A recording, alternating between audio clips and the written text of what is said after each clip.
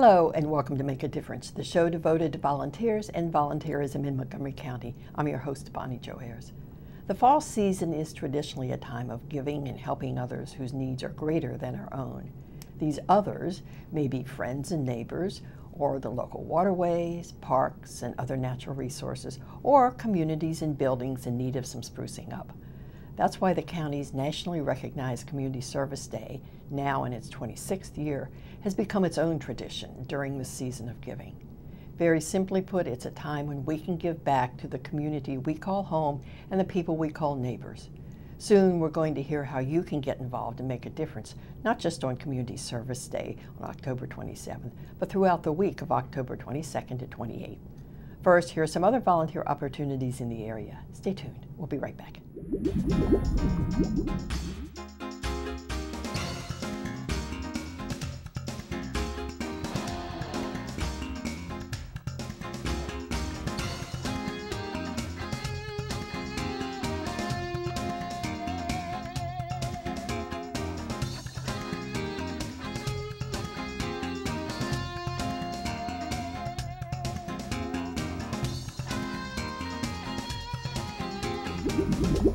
Welcome back to Make a Difference. I'm your host, Bonnie Jo Ayers. Our guests today are Katie Sayago, the Days of Service Coordinator for the Montgomery County Volunteer Center, and Lucy Yost, Volunteer Coordinator for A Wider Circle. Katie, Lucy, welcome to Make a Difference. Thank you. It's good to see you all together again. Lucy, you're an alum of the Volunteer Center, Great. so welcome back, wearing another hat now. Katie, I know anybody who's been in Montgomery County for any length of time, I'm sure knows what Community Service Day is, but for those who don't know, maybe, Sure. Just briefly give us an overview of what happens on Community Service Day and why it's such a big deal. Sure. Well, this is the 26th anniversary of this. So it's an annual service day that we have every year to try to reach out to the community and get them involved in service, to work on one-time projects that organizations need, different things like park cleanups or helping revitalize their office space for their community center. And just a way to reach out to the community and get them involved and hopefully inspire them to stay with an organization and volunteer year-round then. And I think year-round is the key here because Right. we mentioned, and Lucy's going to talk about that too, because I think A Wider Circle is a good example of year-round. But it's always been, I think, the underlying theme of this day is to encourage broader and year-round service. Absolutely. How do you get that across? Is it working? In other words, do more people seem to catch on and latch on and stay on? Yeah, I think so. I mean, a lot of families and groups will partner together on these days, so it kind of, connects them with an organization, and then they, see what they can do for that organization all the time.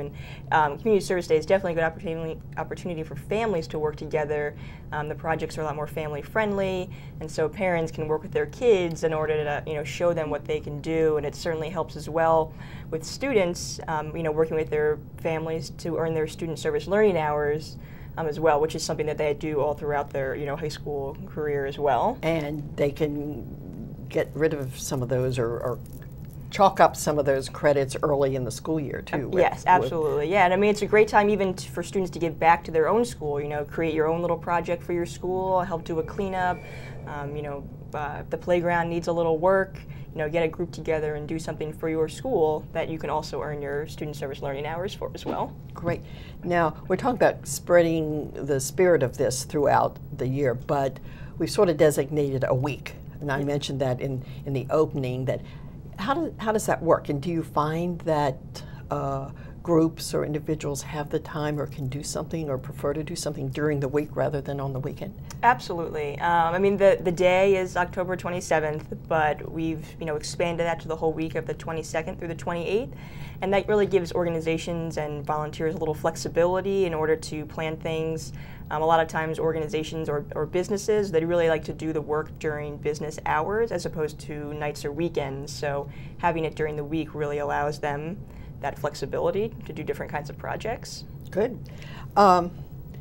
Give us some examples. You briefly mentioned in general some things that people can do, but maybe some things that are going on to show the variety of the kind of things that people can sign up for. Sure, absolutely. I mean, we have park cleanups going on. Weed pulls are a big thing that are happening. Mana is doing their food drive. It's going to be on the 27th and 28th. They'll be located at the Giants around Montgomery County. So they need volunteers to come and basically work at the Giants and help collect the food. You can visit with clients at group homes, spend a day with them. One organization's putting on a play. Their clients are in a play, and so they need people to help assist on the day of. I mean, there's lots of different things that you can be involved with. And it sounds like both outdoor and indoor. Yes, just exactly. in case the weather's right. Just in case, but we won't talk about that. Right. Yes, give you some options. Now, you encourage two things. First of all, people can sign up, but they can also create their own projects if they have something like that. Now, how does that work? Let's talk about getting into how people sign up and what they do if they've come up with a project on their own. Let's start with that. Sure. I mean, we're definitely interested in, and we want everyone to plan their own project. Get into your neighborhood and find out what the need is in your own personal neighborhood and do a project for that. And then if you're looking for volunteers, we can help promote your project to the greater community and get more people involved. If it's just a project for your group, let us know about it. We want to be able to include you and show that you did this for Community Service Day and that you were part of this greater community projects that were going on. So you can go to our website and fill out a form to let us know about it, and to also request for us to promote it for more volunteers in the community. And that magic website is? Sure, it's www.montgomeryserves.org. And if they still want to sort of do it and talk to somebody, sure, they can call the office number as well, 240-777-2600. And it's that simple, yep. really. Or they can go on the website, and if they have questions, then they can sure, follow and they can, if they want to call and talk about different project opportunities, get some ideas, we'd definitely love to talk to people about how we can connect them with different groups as well. That's great. And talking about different groups, I think I like to say one of the epitome of Community Service Day service and an organization that embodies that, I think, is a wider circle, not only for what you do on Community Service Day, but again, throughout the year. But let's talk now about Community Service Day.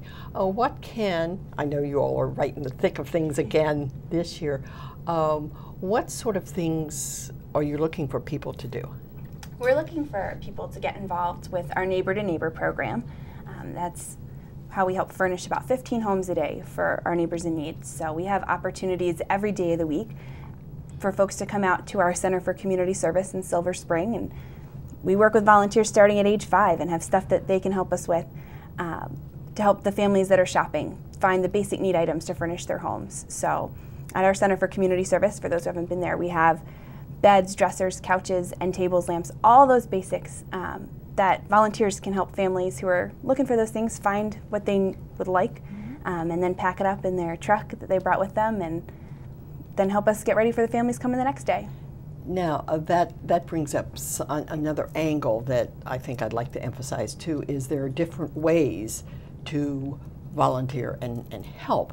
And that furniture and everything you have there that people can shop for just doesn't magically appear. No. And I think that's another aspect that I think that we should emphasize, is that one way of giving is if you have donations and so forth. So how does that work with a wider circle? So we're always looking for groups to help us host drives.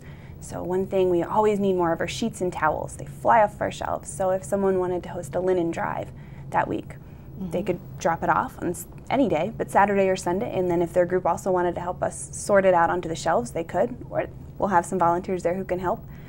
We also have healthy, non-perishable foods for our essentials pantry that we're always looking for, and personal care items. So things that we always need, host a drive, and you can host it in your church or in your neighborhood and collect things and bring it on by. Great idea. I had never thought of that. You're talking about larger things, but then they need the basics as well. So, and that's easy enough, a box or some promotion within an office or something, and there you go.